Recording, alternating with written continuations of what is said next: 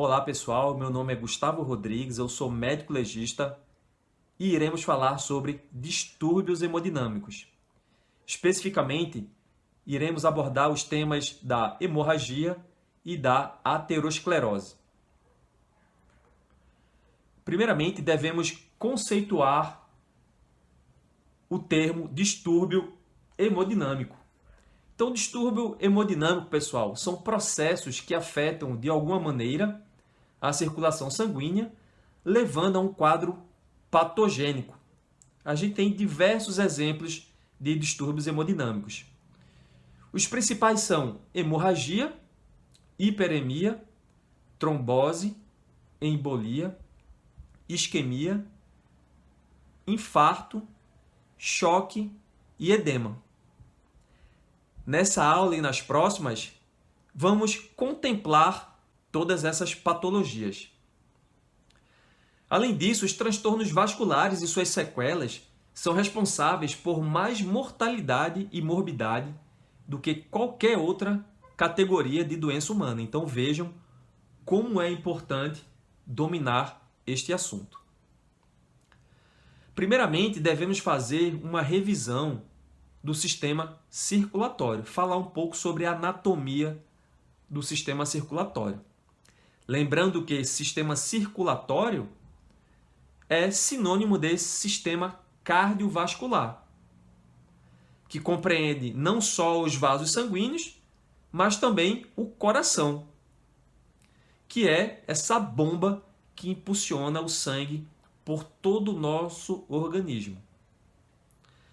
O sistema circulatório é um sistema complexo de vasos comunicantes. Primeiramente, pessoal, vamos falar sobre a anatomia do coração. A gente sabe que o coração ele é dividido em 4 câmeras. 2 átrios, átrio direito e átrio esquerdo, e 2 ventrículos, ventrículo esquerdo e ventrículo direito.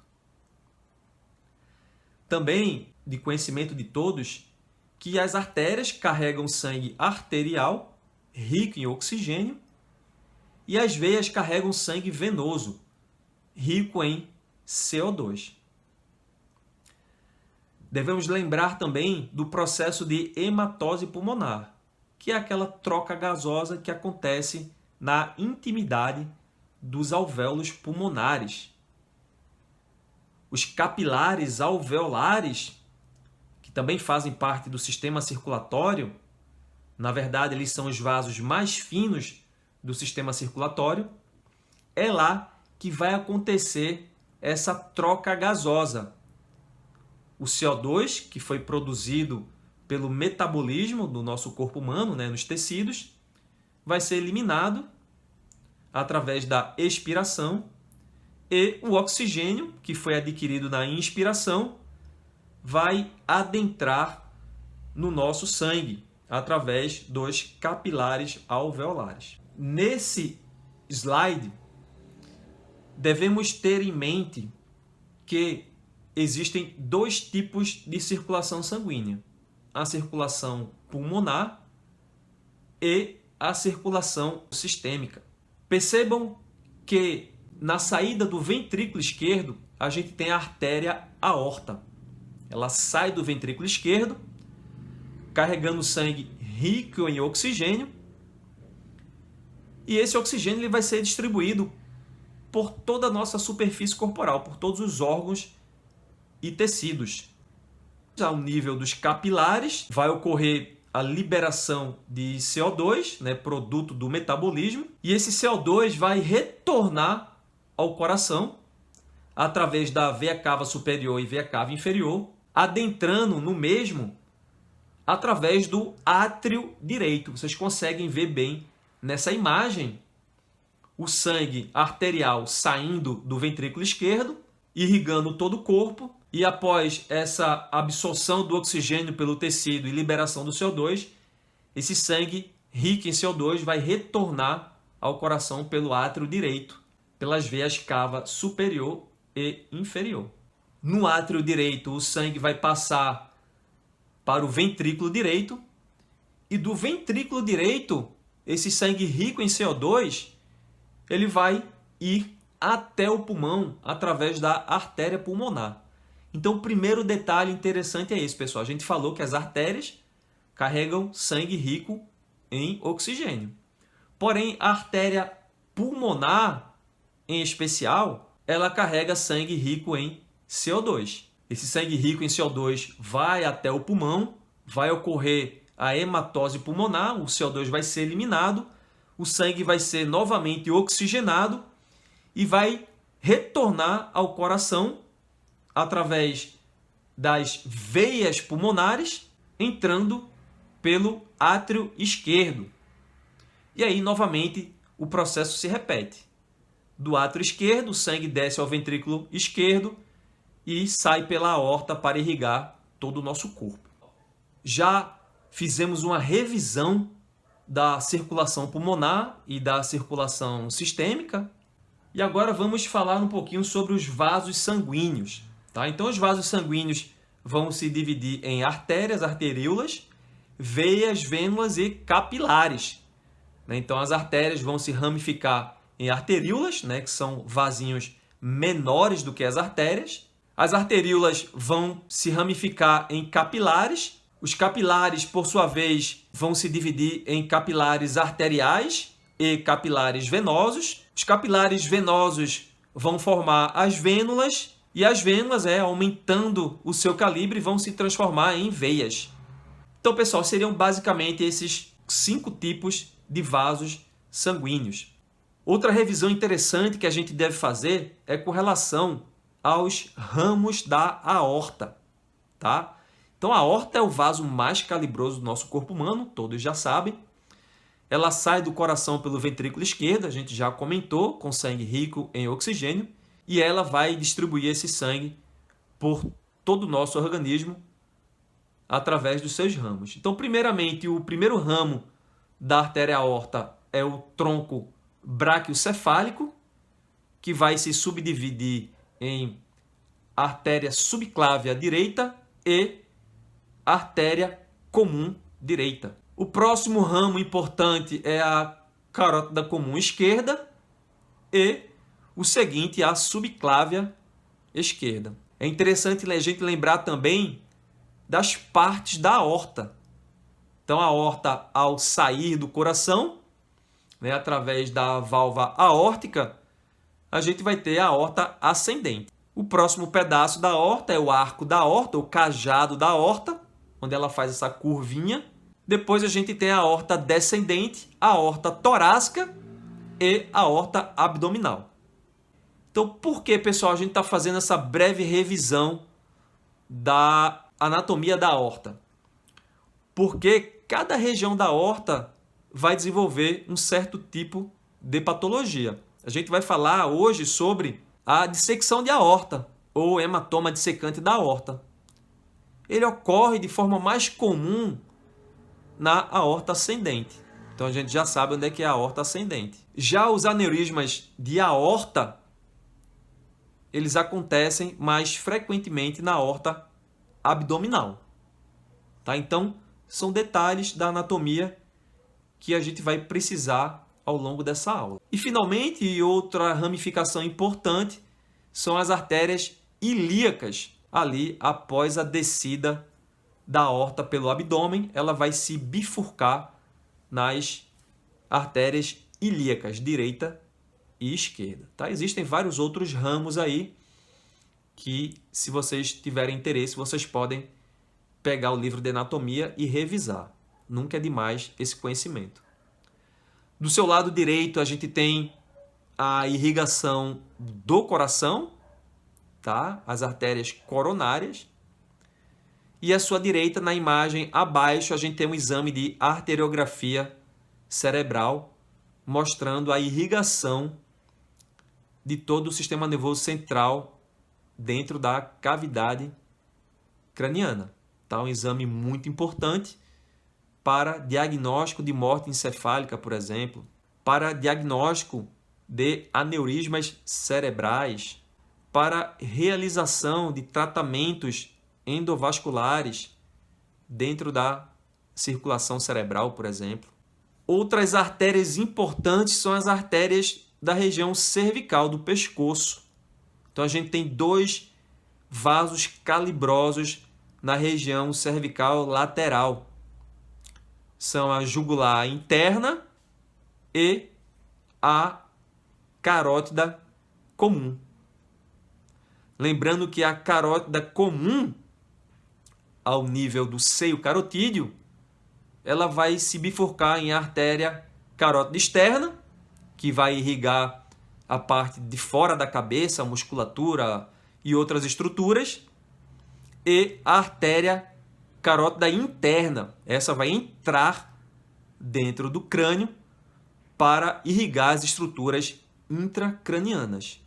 Tá? Então, qual a importância da gente estar relembrando esses vasos? Primeiro, é que é muito comum a gente ter placas de ateroma na artéria carótida comum.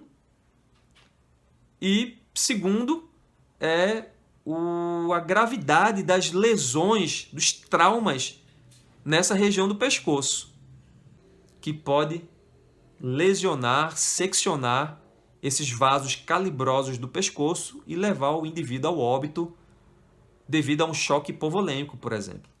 Certo? Então, mais uma vez, relembrando a anatomia dos vasos e do sistema circulatório. Então, vejam aí, nessa imagem, uma lesão da artéria carótida comum esquerda. Um trauma pérfuro cortante da região cervical que culminou com um sangramento intenso, levando o indivíduo a choque hipovolêmico. A gente vai ver mais à frente as complicações das hemorragias. Logo abaixo, a gente tem a formação de uma placa de ateroma na parede da artéria, na íntima, na camada íntima da artéria da região do pescoço. Vocês conseguem ver bem ali um pouco antes da bifurcação do seio carotídeo. Acima nós temos um aneurisma de aorta abdominal, né? Acima e abaixo a gente tem um esquema ilustrativo mostrando a aorta abdominal normal e ao lado um aneurisma de aorta abdominal, uma dilatação da parede da artéria, próximo às artérias renais, como a gente comentou ali na frente, a gente revisou um pouco da anatomia da aorta. Com relação à estrutura dos vasos, a gente sabe que na maioria dos vasos a gente vai ter 3 túnicas, tanto nas veias quanto nas artérias. É lógico que essa composição ela varia um pouco a depender da região, a depender da demanda de suprimento sanguíneo. Mas, a princípio, são 3 camadas. Camada íntima, camada média, que é a que está no meio, entre a íntima e a externa, e a camada externa ou túnica adventícia. Tá? Então, íntima, camada média e camada externa ou camada adventícia. O detalhe é que nessa túnica média a gente tem várias células musculares, né? Células de músculo liso.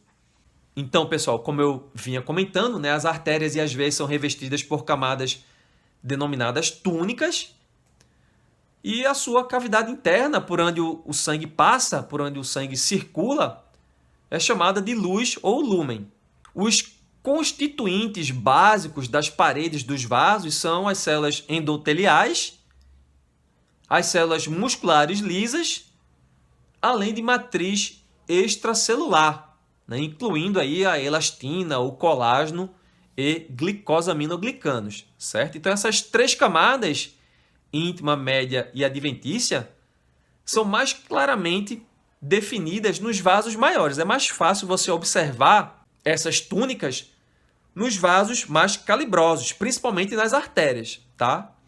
Mas às vezes também tem essa mesma composição. Outro detalhe importante, né, com relação à diferença entre artérias e veias é que para poder suportar o fluxo pulsátil, né, e pressões mais altas na circulação, as artérias possuem paredes mais espessas, né? Então a gente viu ali a artéria aorta saindo do ventrículo esquerdo, né, o coração acabou de bombear aquele sangue. Então ele tem uma pressão muito grande. Por isso que as artérias precisam ter paredes mais espessas para suportar esse fluxo pulsátil. Então, como eu falei, né, a camada interna é chamada de túnica íntima, que é revestida por endotélio vascular, e é esse endotélio que tem o contato com o sangue. Já a camada intermediária é chamada de túnica média e é composta basicamente por músculo liso, células de músculo liso. E a camada mais externa, também chamada de túnica externa ou adventícia, é feita de tecido conjuntivo e fibras elásticas. Então, pessoal, agora a gente vai falar sobre as artérias. Vamos falar um pouco só sobre as artérias. Então, as artérias se dividem em 3 tipos.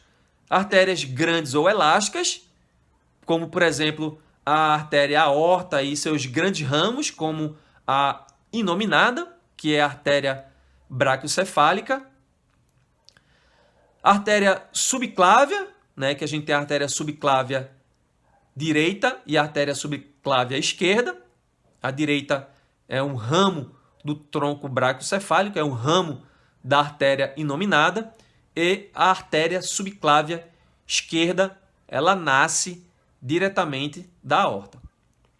Além disso, artérias grandes ou elásticas, carótida comum, artéria ilíaca. Então, todas essas são consideradas artérias grandes, né, de grande calibre, ou elásticas. O próximo grupo de artérias são as artérias de médio calibre ou musculares. Como um exemplo, a gente tem as artérias coronárias, as artérias renais.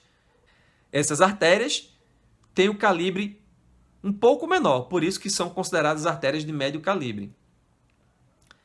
O próximo grupo de artérias são as pequenas artérias e arteríolas.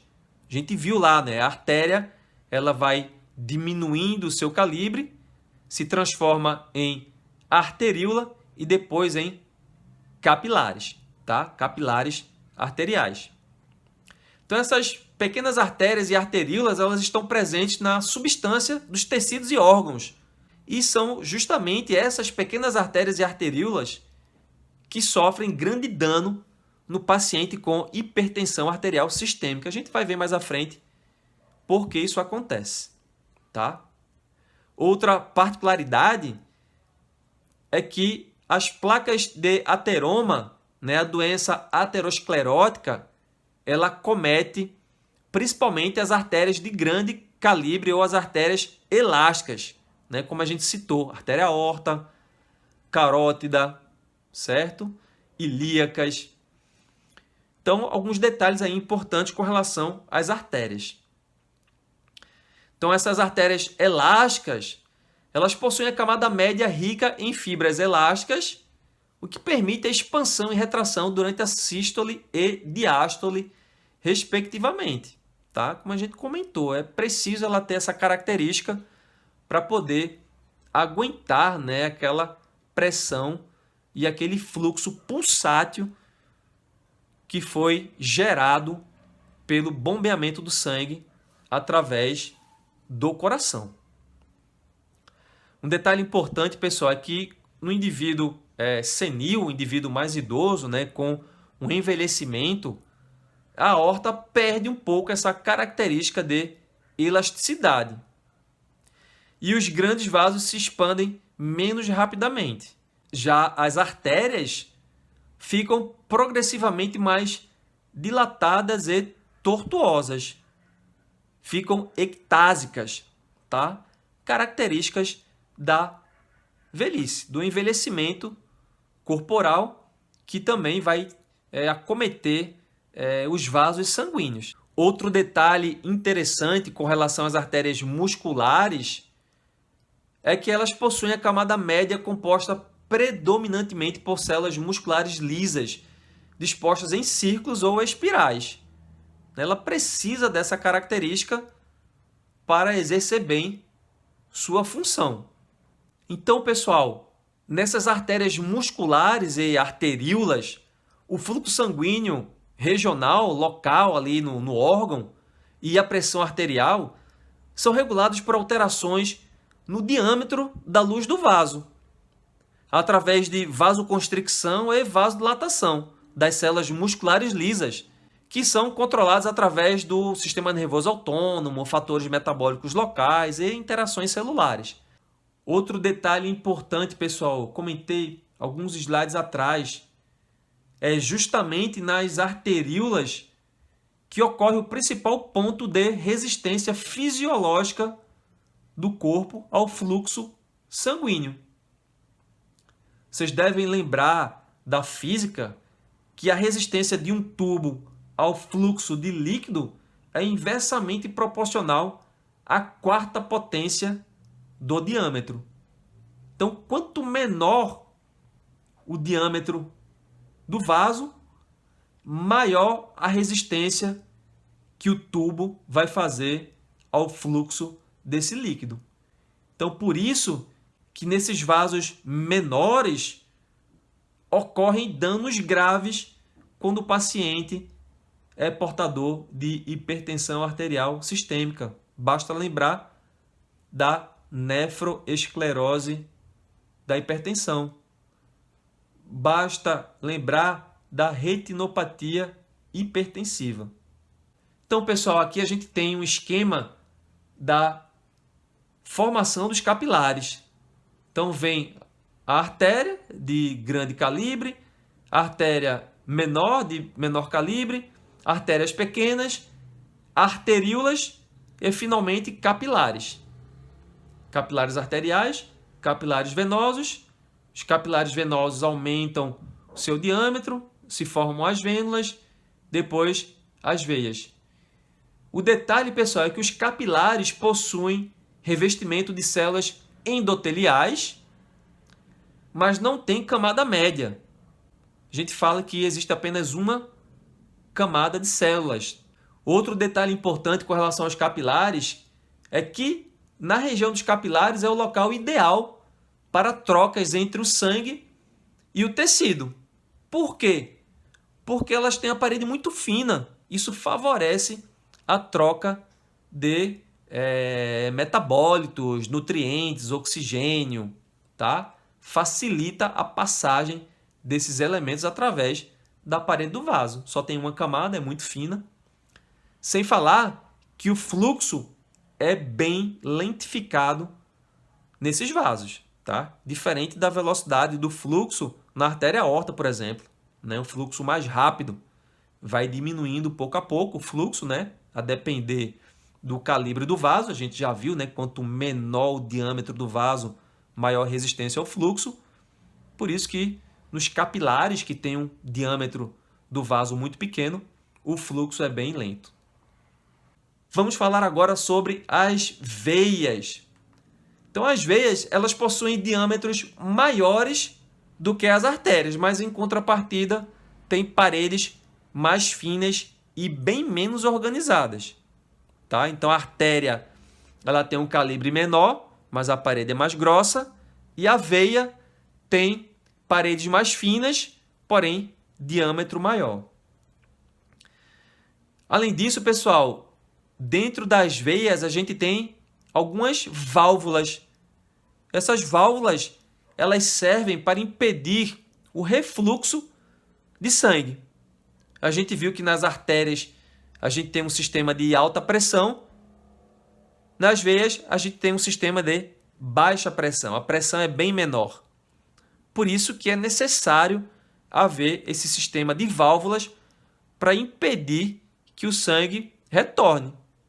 Outro detalhe é que essa parte do sistema circulatório que cabe às veias tem grande capacidade de volume de sangue. Aproximadamente 2/3 do nosso sangue está dentro de veias. Pessoal, agora vamos falar sobre os vasos linfáticos, tá? Eles são acessórios ao sistema circulatório sanguíneo. Eles auxiliam a movimentação do sangue e dos líquidos corporais. Tá? O sistema linfático ele é composto por linfa, que é a substância que circula dentro dos vasos linfáticos. É composto também pelos próprios vasos linfáticos e por órgãos linfáticos, como as amígdalas, o timo, os linfonodos e o baço. A característica desses vasos linfáticos é que eles são vasos de paredes finas revestidas por endotélio também. E esses vasos, né, de paredes finas servem como sistema de drenagem para o retorno do líquido do tecido intersticial e também de células inflamatórias ao sangue.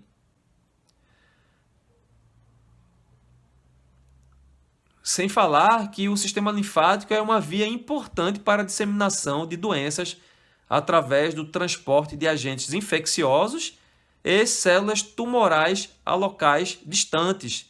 Então, lembrar das metástases dos tumores malignos. Geralmente, a invasão de linfonodos é utilizado no estadiamento de tumores malignos. Vocês podem perceber bem, aquela classificação TNM, certo? Então, T de tumor, N de acometimento de linfonodos e M de metástases, tá? Então, a maior parte dos tumores malignos são classificados através desse sistema, TNM.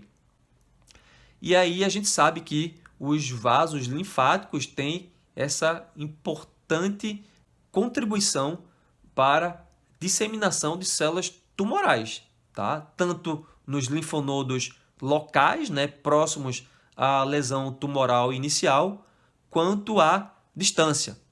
Pessoal, agora vamos falar sobre hemorragia. Então, primeiramente, para falar sobre hemorragia, a gente tem que falar sobre hemostasia. Hemostasia é um processo fisiológico de controle do sangramento quando ocorre lesão vascular. É um conjunto de fatores que visam estancar um sangramento. A hemostasia é um estado de equilíbrio entre os fatores pró-coagulantes e fatores anticoagulantes. Então, fatores pró-coagulantes são aqueles que estimulam a coagulação sanguínea e os fatores anticoagulantes mantêm a coagulação sob controle. E com relação à hemostasia, pessoal, é muito importante a função da parede vascular. Quando ocorre uma lesão no endotélio, na parede do vaso, isso aí vai ativar fatores de coagulação.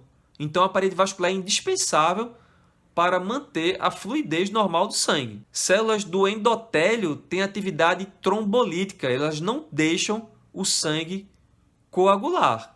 Então, quando o endotélio está íntegro, ele impede a interação de plaquetas com o fator de von Willebrand na região subendotelial, evita o contato do plasma com o colágeno, que também está na região subendotelial. Então, são fatores de proteção à coagulação, atividade trombolítica. Agora vamos falar sobre hemorragia, propriamente dita. Tá? Então, hemorragia significa saída do sangue do espaço vascular para o compartimento extravascular ou para fora do organismo. A gente pode ter um sangramento que saiu do vaso, mas ficou dentro do corpo, e a gente pode ter um sangramento que saiu do vaso e foi para o meio exterior. Além disso, a gente tem o sangramento de origem arterial, houve uma lesão da artéria, sangramento arterial. Sangramento de origem venosa, lesão de uma veia com sangramento. Sangramento de origem capilar, então aqueles pequenos vasinhos se romperam, foram lesionados e o sangue extravasou. Ou ainda, hemorragia ao nível do coração. A gente pode ter uma ruptura do músculo cardíaco, como, por exemplo, no infarto transmural, ocorre necrose ali das células do miocárdio e o sangue vai extravasar por aquela lesão. Ou ainda um trauma penetrante do tórax atingindo o miocárdio, produzindo sangramento. Tá?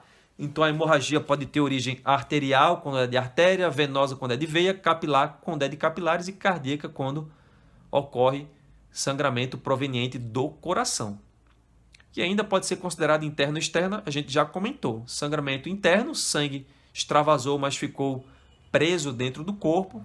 E a hemorragia externa, esse sangue foi exteriorizado. Tá? Outro detalhe importante, pessoal, com relação ao sangramento arterial, a gente viu, né? As artérias funcionam num sistema de alta pressão. Então, quando ocorre um sangramento, ela pode até ser um sangramento em forma de jato. Tá?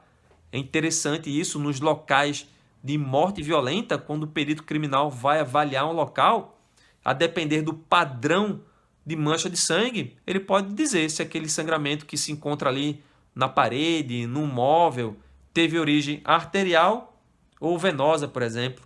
Então, o sangramento arterial, como tem pressão dentro das artérias, geralmente pode gerar um esguicho, tá? Já o sangramento venoso, né, como a gente não tem tanta pressão nas artérias, a gente não observa essa característica. Já o sangramento capilar, eu posso citar como exemplo o caso da escoriação, tá, pessoal? Então, a escoriação, né, conhecido aí como arranhadura, como arranhão ou ralado, nada mais é do que o arrancamento da camada mais superficial da pele. E, geralmente, a escoriação ela é resultado da ação tangencial de meio contundente sobre a pele. Vai promover esse arrancamento da epiderme, deixando a derme desnuda. Né? Quando você arranca a epiderme, a gente vai ter a derme logo abaixo. Então, pessoal, para a gente poder entender melhor esse sangramento capilar, eu trouxe para vocês esse esqueminha da pele, do corte da pele. A pele é subdividida em 3 camadas, epiderme, derme e hipoderme. A epiderme, por sua vez, é dividida em outras camadas. Camada basal ou germinativa, camada espinhosa, camada granulosa e camada córnea. Camada córnea, pessoal, é essa camada que fica em contato com o meio exterior. Ela é composta de células mortas, tá? Rica em queratina. A derme, por sua vez, é subdividida em derme papilar, né, onde existem essas projeções aqui para dentro da epiderme, a derme papilar, e derme reticular ou derme profunda, derme papilar ou superficial e derme reticular ou derme profunda. Percebam, pessoal, nesse esqueminha aí da pele, que os vasos eles são mais calibrosos na hipoderme, vão se tornando mais finos, né, mais delgados, mais fininhos na derme reticular e menores ainda na derme papilar, na derme superficial. Já na epiderme a gente não vê qualquer irrigação, não existe irrigação sanguínea na epiderme.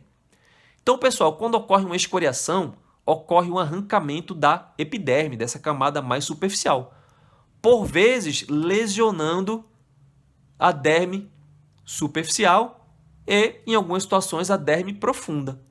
Então, a depender do grau de lesão, né, da profundidade da lesão na derme, a gente pode ter um sangramento maior ou menor. Quando se arranca apenas a derme superficial, né, a epiderme, juntamente com um pedaço da derme superficial, a gente vai ver aquele sangramento em orvalho sanguíneo, pequenas gotinhas de sangue em cima da escoriação. Né? Então, arrancou aqui e lesionou esses vasinhos mais fininhos da derme superficial. Se essa escoriação atinge a derme profunda, os vasinhos são mais calibrosos, o sangramento vai ser maior. Seguindo no tema da hemorragia, a gente pode classificar a hemorragia em hemorragia por Rex e hemorragia por diapedese. Hemorragia por Rex é a forma mais comum da hemorragia. Ocorre quando há ruptura de vasos, sendo mais frequente as de origem traumática. Né? O caso da escoriação, por exemplo, né? Um acidente de trânsito com moto, o motoqueiro cai na rua e rala o braço no asfalto, arrancando a epiderme, os vasinhos da derme ficam expostos e sangram. Outro exemplo, uma facada, por exemplo, no abdômen, atingindo a aorta abdominal. Um trauma por arma branca, produzindo a REX, né? Produzindo a ruptura da aorta. Então, exemplos de ruptura por laceração. Principal exemplo, traumático. A gente já viu instrumentos cortantes, perfurantes, pérfuro-contundentes, né? O projétil de arma de fogo, por exemplo, vai gerar um sangramento por REX. E as lacerações espontâneas, como no caso do aneurisma, como no caso do hematoma dissecante da aorta, no infarto transmural do miocárdio, né? Ocorre de forma espontânea, não tem nenhum agente externo produzindo essa ruptura, essa laceração. Ela ocorre de forma natural dentro do nosso corpo. Além disso, a hemorragia por REX pode ser devida a uma erosão, por exemplo, da parede vascular, né? Erosão ou digestão da parede vascular. Exemplo, cavernas tuberculosas. O indivíduo com tuberculose formou lá o complexo de Ghon dentro do parênquima pulmonar, dali evoluiu e formou uma caverna tuberculosa. Aquele processo ali inflamatório granulomatoso terminou produzindo uma necrose da parede do vaso. Isso aí gerou sangramento, que vai gerar o que, pessoal? Hemoptise, né? Escarros hemoptóicos, é uma característica do paciente com tuberculose. Então, hemorragia por REX, porém, essa hemorragia por REX ocorreu por erosão ou digestão da parede vascular. Outro exemplo, úlcera péptica. Existe uma erosão da parede do estômago, consequentemente, erosão dos vasos que irrigam esse órgão, produzindo um sangramento, que pode originar uma hematêmese, por exemplo, ou pode originar uma melena também. A gente vai ver mais à frente essas definições, o que é hematêmese e o que é melena. A gente pode ter ainda também erosão vascular por infiltração neoplásica. O tumor invadiu ali o vaso, terminou destruindo a sua arquitetura, produzindo o sangramento, né? Num tumor maligno do pulmão, por exemplo, tá? Então, destruição do vaso com sangramento, nesse caso gerando hemoptise também. A outra forma de hemorragia, pessoal, é a hemorragia por diapedese. Nesse caso, não existe lesão evidente dos vasos. Ela ocorre geralmente a nível capilar, né, naqueles vasinhos mais fininhos. E frequentemente é do tipo petequial ou purpúrica, né? Vai formar uma petequia ou uma púrpura. Nesse caso aí, pessoal, as hemácias elas fluem através da parede vascular intacta, tá? Não existe ruptura do vaso. A hemácia ela vai sair por diapedese, ela vai migrar de dentro do vaso para fora dele. Então a gente tem inúmeros exemplos. Hemorragia na congestão pulmonar, o paciente que está com edema agudo de pulmão, ele pode gerar aquela espuma sanguinolenta pela boca, aquele acúmulo de líquido no espaço alveolar, mais a diapedese, né, a passagem das hemácias de dentro do vaso para fora dele, para dentro do alvéolo, né, ao nível dos capilares alveolares, vai gerar essa espuma sanguinolenta. Outro exemplo, pessoal, é o caso da sugilação. Na sugilação, conhecido no meio popular como chupão, ocorre uma sucção da pele e essa sucção da pele vai gerar uma diferença de pressão, uma diminuição da pressão fora do vaso. Isso aí vai fazer com que as hemácias que estavam dentro do vaso migrem através de diapedese, né, através da parede do vaso, para a pele. Agora, pessoal, vamos falar sobre alguns termos técnicos utilizados para as hemorragias. O primeiro termo é otorragia. Otorragia significa perda de sangue pelo canal auditivo. De que forma pode ocorrer a otorragia? A otorragia pode ocorrer, por exemplo, através de um trauma no meato acústico externo, no pavilhão auricular. Pode ocorrer também através de ruptura do tímpano, da membrana timpânica. E pode ocorrer, né, numa forma mais grave, nos casos de fratura da base do crânio. Né? Então, lembrar, fratura de base de crânio pode gerar otorragia. Paciente que foi vítima de acidente de trânsito, que não tem nenhuma lesão externa ali próximo ao pavilhão auricular e que apresenta otorragia, né? O paciente vítima de acidente de trânsito com TCE, lógico, apresentando otorragia, é um sinal de alerta. Ele pode ter uma fratura de base de crânio, que é uma situação que requer atendimento médico imediato, tá? Outro termo utilizado, epistaxe. O que significa epistaxe? Epistaxe é uma hemorragia que ocorre através do nariz, das fossas nasais. Na verdade, a epistaxe é a mais frequente das hemorragias, é a mais comum. E por que isso ocorre? Porque existe uma vascularização muito grande na região da mucosa nasal. Além disso, esses vasinhos são mais frágeis. É comum a gente ter epistaxe espontânea, né? O paciente não fez nenhum esforço, não fez nada e o nariz começa a sangrar. Lógico que existe uma certa predisposição para isso, mas é comum você ver nos atendimentos aí em hospitais, paciente chegar com o nariz sangrando de forma espontânea, não levou nenhuma pancada no rosto, nenhum trauma na região do nariz, não tem hipertensão arterial sistêmica e está com hemorragia do tipo epistaxe. Além disso, esse sangramento ele pode ser pequeno e ceder espontaneamente, mas ele pode ser também de grande proporção e terminar assustando o paciente e ser de difícil controle, às vezes necessitando até de atendimento de urgência. É preciso tamponar esse sangramento com gases embebidas em medicamentos vasoconstrictores, tá? Para tentar contrair esses vasinhos da mucosa e, dessa forma, tentar controlar o sangramento.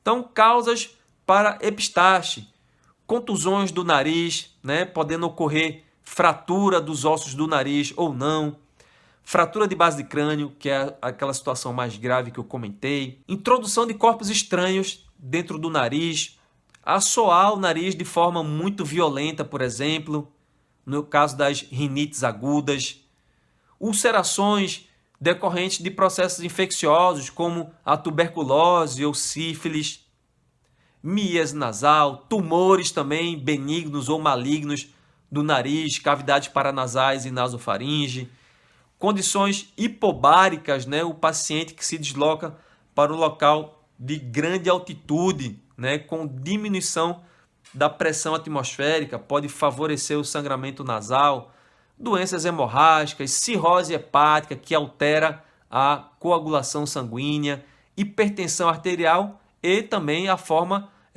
espontânea, que a gente comentou. Tá? Então, paciente com sangramento nasal, prestar atenção se ele tem hipertensão arterial sistêmica também, que pode, em alguns casos, gerar sangramento do tipo epistaxe. Já a hemoptise é uma eliminação de sangue pela boca, passando através da glote, e esse sangue ele é proveniente da traqueia, brônquios ou pulmões. Exemplos para hemoptise, câncer de pulmão, a gente já comentou, né? Hemorragia por Rex, né? Devido à erosão, comprometimento do vaso, câncer de pulmão, tumoração maligna do pulmão. Tuberculose, caverna tuberculosa, a gente já comentou também, hemorragia por Rex através de erosão da parede vascular. Nas pneumonias, micoses pulmonares, outros exemplos, trauma torácico, né? Um trauma contuso do tórax, né? Ou ainda um trauma penetrante do tórax, uma fratura de arcos costais e o fragmento da costela terminou perfurando o pulmão, pode gerar hemoptise também. Infarto pulmonar, doenças hemorrágicas também são exemplos que a gente pode citar para hemoptise. Pessoas que tomam medicamentos anticoagulantes podem cursar com hemoptise também. E, através da característica dessa hemoptise, a gente pode direcionar o nosso raciocínio clínico para determinadas doenças. Exemplo, hemoptise com expectoração espumosa e rósea, a gente já acabou de comentar, né? Edema agudo pulmonar, né? O paciente com insuficiência ventricular esquerda, né? Vai gerar aquela congestão, né? Aquele acúmulo de líquidos dentro do pulmão. O sangue vai extravasar para dentro do alvéolo pulmonar através de diapedese, a gente já comentou. Outros casos, expectoração hemoptóica cor de tijolo, né? Aquela cor laranja escura.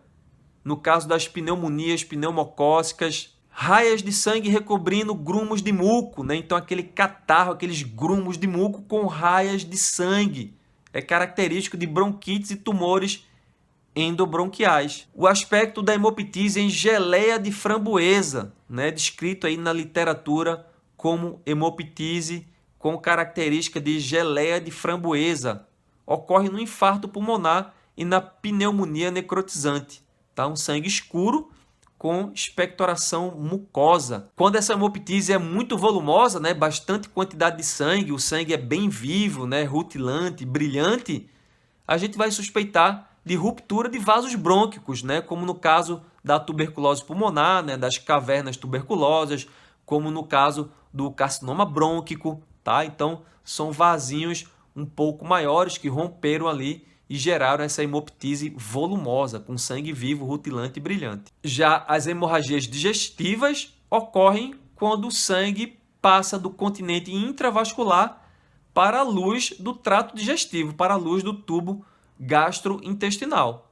E aí esse sangue ele pode ser eliminado através do vômito, que é o caso da hematêmese, ou ainda esse sangue pode ser eliminado através da defecação, né? Pela enterorragia, pela melena e pela hematoquesia. Outro detalhe importante, pessoal, com relação às hemorragias digestivas é que, a depender da altura do sangramento, né, no tubo digestivo, ela vai ter características diferenciadas. E, para isso, a gente utiliza um importante marco anatômico, que é o ligamento de Treitz, tá? É um ligamento que faz relação com a flexura duodeno-jejunal. E é através da localização do sangramento com relação a esse ligamento que a gente vai poder classificar as hemorragias digestivas.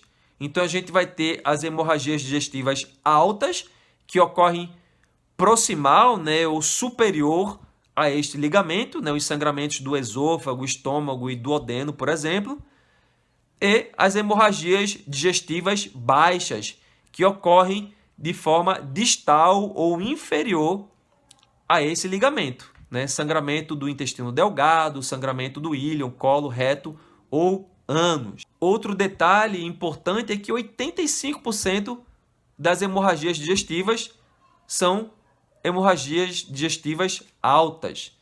Já as hemorragias digestivas baixas, elas ocorrem de forma distal ao ligamento de Treitz, são localizadas no jejum, no ilho seco, cólon e reto, perfazendo um total de 15% das hemorragias digestivas. Além disso, pessoal, 95 a 97% das hemorragias digestivas baixas têm origem no intestino grosso, tá? Então, esse detalhe é importante também. E o que significa hematêmese, pessoal? Hematêmese nada mais é do que o vômito sanguinolento, né? O vômito com sangue. Caracteriza a hemorragia digestiva alta, sangramento acima do ângulo de Treitz, sangramento localizado na cavidade oral até o ângulo de Treitz, tá? Alguns autores consideram do esôfago até o ângulo de Treitz, mas vamos colocar aqui da boca até o ângulo de Treitz, até porque a boca faz parte do tubo digestivo. Então, quais as causas para hemorragia digestiva alta cursando com hematêmese? Varizes esofágicas, no caso do paciente com cirrose hepática, seja essa cirrose proveniente de alcoolismo ou outra patologia, outra hepatopatia. É o caso do paciente com esquistossomose. Ele contraiu o cistossoma, ele invadiu o parênquima hepático, ocorreu fibrose dentro desse tecido, aumentando a pressão dentro do sistema porta, gerando as varizes de esôfago, por exemplo. Câncer de esôfago, então o tumor infiltrou um vaso, deformou, erosou esse vaso, gerando um sangramento, ou até mesmo houve uma neoformação de um vaso ali originário da própria tumoração, que tem as paredes mais frágeis e que se rompeu, gerando hematêmese. Úlceras duodenais e gástricas podem gerar sangramento do tipo hematêmese também. E o câncer de estômago. O paciente está com uma tumoração maligna do estômago, pode ter um sangramento ao nível do estômago e ele ser exteriorizado através da hematêmese. Então, nessa imagem, a gente tem uma hemorragia extensa, né, dos vasos da mucosa gástrica decorrente de uma úlcera, tá? Uma úlcera péptica gástrica. Gerou esse sangramento aí, formando esse coágulo de sangue imenso. Então, vocês conseguem observar bem o local da úlcera e o sangue armazenado dentro do estômago. Já a melena sugere hemorragia ao nível do intestino delgado. Ocorreu digestão do sangue entre o ângulo de Treitz e a válvula iliocecal. Isso aí vai se traduzir através da melena. As fezes vão ter características enegrecidas, podendo guardar leve tonalidade avermelhada. Vai existir também aumento do número de evacuações, aumento do teor líquido das fezes, e as fezes vão ficar mais viscosas e aderentes. O paciente ele até refere que está defecando uma graxa preta, né? Algo parecido com piche, como uma cola preta ou borra de café. Outro detalhe com relação à melena é que o odor é muito pútrido, é até insuportável. O mau cheiro é muito intenso nos casos de melena. Outro tipo de hemorragia digestiva é enterorragia. Nesse caso, a gente vai ter eliminação de sangue pelas fezes, porém, o sangue é vivo, tá? A gente vê aquele sangue avermelhado misturado com as fezes. As fezes são constituídas por sangue, certo? Sugere sangramento próximo à válvula iliocecal ou ainda nos sangramentos de grande volume e perda rápida e intensa, com aumento da velocidade intestinal. Quais são as possíveis causas para enterorragia? Câncer de cólon, doença diverticular do cólon, presença de pólipos, retites, retocolites, por exemplo, doença de Crohn e etc. Tá? Todas essas patologias podem gerar enterorragia, eliminação de sangue através das fezes, sangue vivo através das fezes.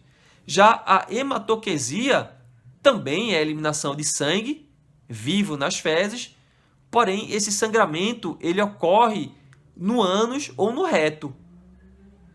O sangue nessa situação não vai estar misturada às fezes, tá? Ela vai estar em torno das fezes, justamente por conta dessa localização na parte mais final do tubo digestivo, né? No ânus e no reto. Então a pessoa vai evacuar e as fezes, ao passar por essas regiões, né, pelo ânus e pelo reto, vão ficar sujas de sangue, diferente da enterorragia, onde o sangue está misturado às fezes, e diferente também da melena, onde o sangue está digerido, né, e tem odor muito fétido. As hemorroidas e a fissura anal são dois exemplos clássicos para hematoquesia.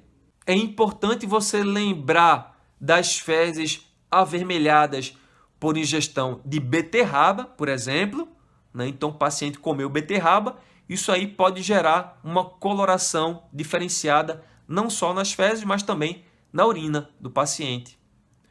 Além disso, pacientes que estão ingerindo sais de ferro ou bismuto podem ter coloração enegrecida das fezes. Pacientes que comem alimentos contendo sangue animal, pode gerar fezes também de coloração mais escura, mais enegrecida. Já a hematúria, pessoal, a hematúria é um sangramento na urina, a presença de sangue na urina. Você vai começar a perceber a presença de sangue na urina, a chamada hematúria macroscópica, quando a gente encontra 1 centímetro cúbico de sangue em 1,5 litros de urina. Porque existe também a hematúria microscópica, você não vai conseguir avaliar o sangramento na urina através do olho nu, certo? Lembrar também, pessoal, da hemoglobinúria. Existe hemoglobina livre na urina, porém ela é decorrente de hemólise intravascular, como no caso da malária, da leptospirose. Lembrar da mioglobinúria, que ocorre nas destruições de massa muscular, por traumatismo, por queimaduras, por choque elétrico, por exemplo. Então, no caso do choque elétrico, vai haver destruição da fibra muscular, liberação de mioglobina na circulação, e essa mioglobina vai ser levada aos rins, sendo eliminada posteriormente na urina. E os casos de porfirinúria, onde ocorre a eliminação de porfirinas ou dos seus precursores na urina, tá? Então, mais uma vez, lembrar da beterraba também, né? Então, vai pigmentar a urina vai ficar com a coloração diferente do normal. As principais causas para hematúria são a litíase urinária, né? As pedras nos rins ou na bexiga ou no trato urinário, a glomerulonefrite aguda, a tuberculose renal, o traumatismo tóraco-abdominal, né? O trauma na região dos rins pode gerar hematúria, e lembrar sempre das neoplasias, tanto benignas quanto malignas, das vias urinárias, tá? Pessoal, um assunto importante quando se fala em hemorragia são os aneurismas. O aneurisma nada mais é do que uma dilatação anormal localizada na parede do vaso, ou ainda no coração também, é mais comum na parede do vaso. O aneurisma ele surge por enfraquecimento ou defeito na parede do vaso. Isso aí pode ocorrer de forma congênita ou de forma adquirida. Pacientes com hipertensão não controlada, né, com medicamentos, pacientes fumantes ou ainda situações de trauma, né, com golpes ou ferimentos penetrantes na cabeça, por exemplo, podem gerar um aneurisma. Os principais fatores predisponentes são hipertensão, tabagismo, aterosclerose, trauma, doenças genéticas, idade avançada. O diagnóstico dos aneurismas eles são feitos através de exames de imagem, né? Então, tomografia computadorizada, ressonância nuclear magnética ou ainda angiografia cerebral, né? No caso dos aneurismas cerebrais, a gente pode lançar mão da angiografia ou arteriografia cerebral.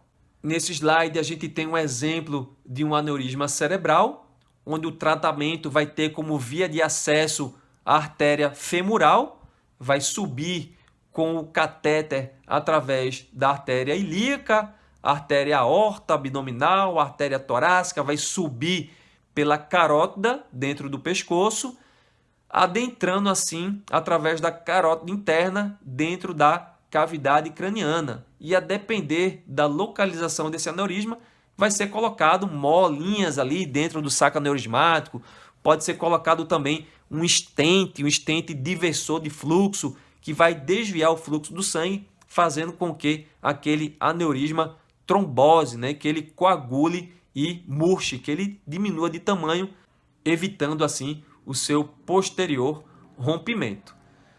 Outra patologia relacionada às hemorragias é a dissecção aórtica. Antigamente se falava em aneurisma dissecante de aorta. Esse termo não é mais utilizado. A dissecção aórtica é uma patologia completamente esclarecida. Ela se inicia com a laceração da camada íntima. O sangue vai entrando nessa lesão do endotélio e ele termina separando em leque os planos laminares da média, formando um canal cheio de sangue dentro da parede aórtica, também conhecido como hematoma dissecante de aorta. Tá? Você pode utilizar esse termo também. As localizações mais frequentes são na aorta ascendente, né, logo na saída do coração, próximo à válvula aórtica, e também na aorta descendente. 90% dos casos de dissecção aórtica estão relacionados à hipertensão arterial sistêmica. Esse é um detalhe importante com relação à dissecção aórtica. Então, diferentemente dos aneurismas ateroscleróticos e sifilíticos, a dissecção aórtica pode ou não estar associada à dilatação aórtica. Então, a gente pode ter uma dissecção aórtica sem dilatação, podendo se estender ao longo da aorta de forma retrógrada em direção ao coração ou distalmente. No caso da dissecção aórtica, a maior gravidade é quando essa dissecção se rompe através da adventícia, gerando uma hemorragia para dentro da cavidade pericárdica, né, para dentro do saco pericárdico, para dentro da cavidade pleural ou ainda para dentro da cavidade peritoneal. Vejam aqui nessa imagem um exemplo de hematoma dissecante da aorta, né? Então a aorta está aberta e apresenta um falso lúmen, né? Então o sangue produziu um falso canal que está preenchido por um trombo. Vocês conseguem observar ali na estrelinha branca a presença de um trombo organizado. Nessa outra imagem a gente consegue ver uma dissecção aórtica na artéria aorta ascendente. A gente viu que a localização mais comum da dissecção aórtica é nessa porção da aorta, a aorta ascendente, logo após a saída do coração, logo após a válvula aórtica. Nessa imagem temos mais um caso de dissecção aórtica, né, na localização preferencial, na aorta ascendente. Lembrando também que outra localização comum é a aorta descendente. Nessa imagem mais aproximada da peça de necrópsia, a gente consegue ver as lacerações típicas, né, transversais ou oblíquas, que tem de 1 a 5 centímetros de comprimento com bordas agudas e serrilhadas, né? Então, bem ao centro da imagem, você consegue ver essas características. E aqui uma imagem microscópica mostrando exatamente o local da dissecção, né? Então, essa área aí mostrando a dissecção, separando as camadas da parede da aorta.